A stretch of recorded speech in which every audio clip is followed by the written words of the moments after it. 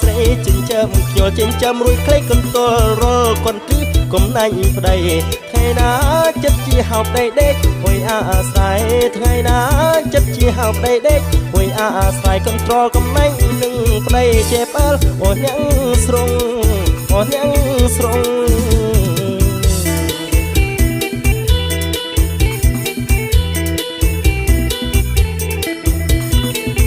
កំលោះអ្នកដឹងស្នេហ៍អ្នកភូមិឲ្យគេសើចោអូនដាំបាយខ្លួយអង្គុយបយអសក់ស្កោចាំមើលផ្លូវដេមកពីឲ្យជត់ស្រូវអង្គុយអើតមើលទៅឃើញស្រូវនោះវាបាក់កមិនឃើញប្តីមកលួចលួយហត់អើយសំឡ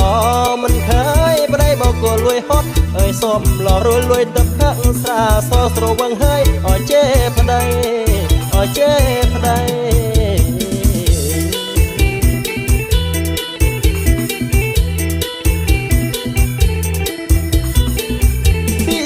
លោកពលថាបើប្រពន្ធនោះជេប្តី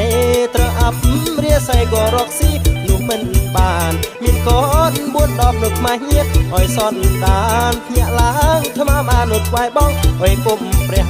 ក្រកពីប្រលឹមឲ្យមុនពេលឲ្យថ្ងៃរៀងក្រកពីប្រលឹមឲ្យមុនពេលឲ្យថ្ងៃរៀងឆ្លៀតថ្វាយបង្គំព្រះរួយទៅដើរទៅស្រែ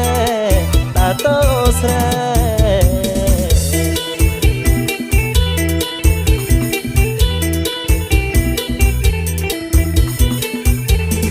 អូនបានបងអនស្នេហ៍ក្រមលុកជ្រេ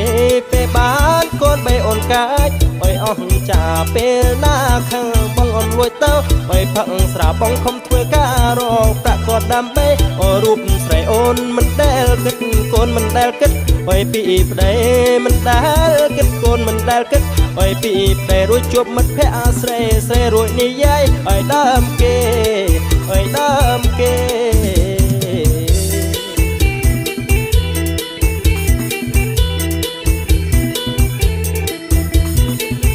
យល់សពយល់សងអណាយល់សពយល់ស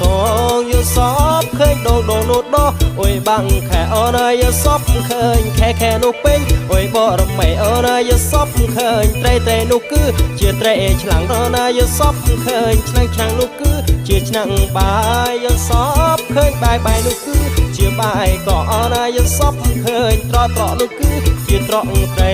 យល់សពឃើញត្រនោះគឺជាត្រង់ត្រីអណាយល់សពឃើញស្រីនោះអើយចិញ្ចាមខ្ញុំចិញ្ចាមខ្ញុំ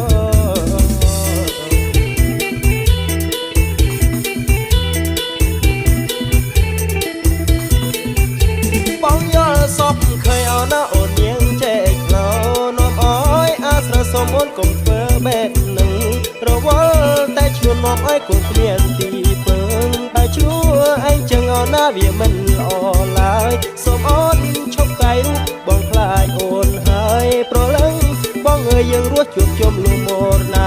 អូនឈប់ចំពាក់អណាបំណុលសូរាស្នេហ៍យើងភ្លឺខ្លាចជាអមតាថ្ងៃយើងធ្វើស្រែអណាដើម្បីក្រពែថ្ងៃយើងធ្វើស្រែអណាដើម្បីក្រពែយកពេលមកតែអណាយកសពយកសងឲ្យយកសង